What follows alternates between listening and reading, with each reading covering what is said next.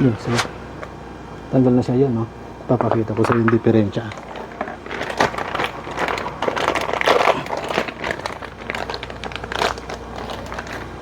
Yan. Yan, no? Lapat na siya, oh. Manipis na. Ano pa lang to, wala pang isang taon.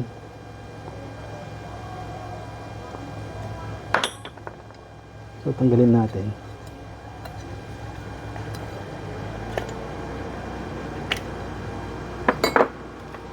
Yan. Yan, o. Kita nyo yung diferensya. Wala pang isang taon yan. So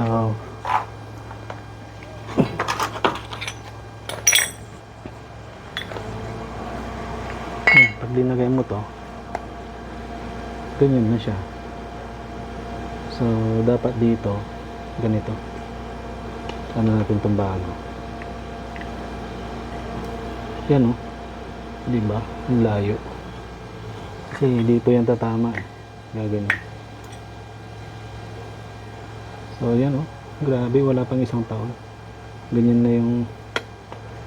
Ay, naku talaga naman. Kaya mas maganda matuto tayo talaga.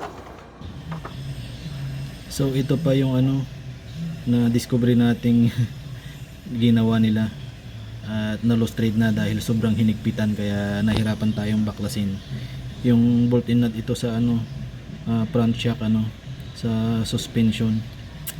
So ayan yung ginawa nila, ano, sayang lang yung ano binabayad natin sa mga ganitong ano na kilala pa naman na gumagawa ng sasakyan, tapos ganito lang pala yung gagawin sa sasakyan mo, ano, sisirain lang.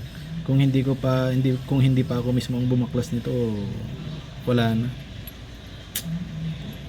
Dapat talaga kailangan din nating matuto, ano, at mag DIY sa sarili nating sasakyan para maiwasan din natin yung mga ganito, ano, na akala mo talaga maayos na yung paggawa nila ng sasakyan mo, hindi pala. So dalawa pa yan, lost trade. Ito wala na rin to. Diyan banda, oh. Wala na yan. Kaya nahirapan tayong baklasin kanina dahil lost trade na pala. So ito, syempre kailangan natin ulit bilhan ng dalawang nut. Kaya delikado pa ito kasi sa suspension to, eh. So napakadelikado, ano, para gawin nila to sa atin. Nagbabayad naman tayo ng tama, ano. Bakit kaya ganun? May mga mekaniko talaga na ano, ewan, ang hirap sabihin sa ano, pero based sa experience, parang ang hirap na magtiwala, pero hindi naman lahat, ano, ng mekaniko, meron din pa naman yung magagaling dyan. So kailangan lang natin talaga mag DIY, ano, para matuto rin tayo na gumawa sa sarili nating sasakyan. Kaya ito, nagdi-DIY tayo. So ito yung natuklasan natin.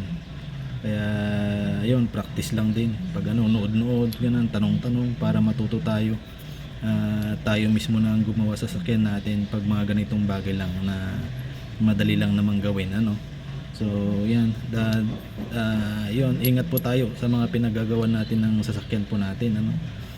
Dapat tinitignan natin mabuti para naman matuto tayo, ano. So ayan po, drive safe po sa ating lahat mga kasolo, at yan, ingat po tayo lagi. Ciao.